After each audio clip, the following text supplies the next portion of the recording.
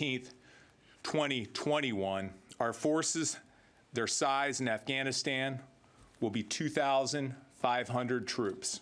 Our force size in Iraq will also be 2,500 by that same date.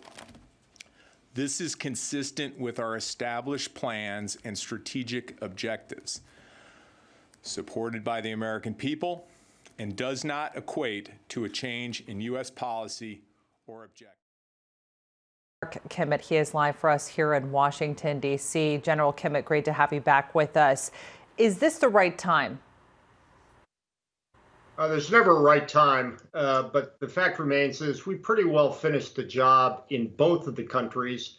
We're more than able to support those countries from bases outside of the region with what they need: intelligence support, air support, logistics support. So if not now, then when?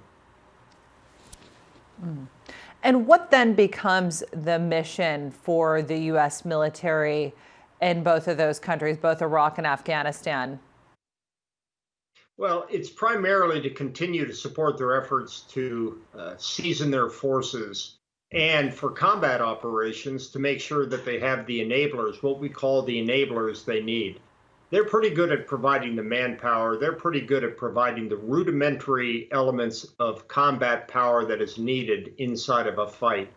But when it comes to those advanced capabilities of air support, of intelligence support, and in some cases artillery support, that's really going to have to come from outside the country. And that's something that we can do from places in the region such as Saudi Arabia, Qatar, Bahrain, UAE. Given the instability that we've seen in Afghanistan and the fragility around the peace talks happening with the Taliban, is this something that the Afghan government wants?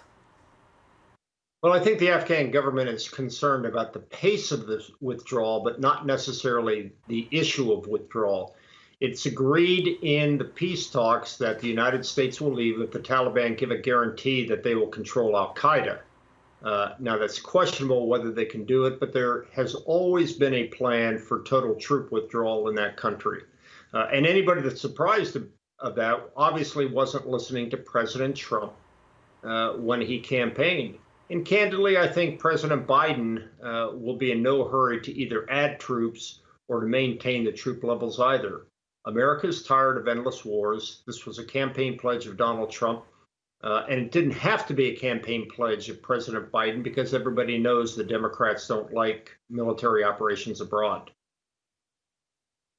Yeah, that was going to be my next question to you, General Kimmitt, which is, what can we expect? Would there be any sort of differences under a Biden presidency, how we would see America's military strategy in the region?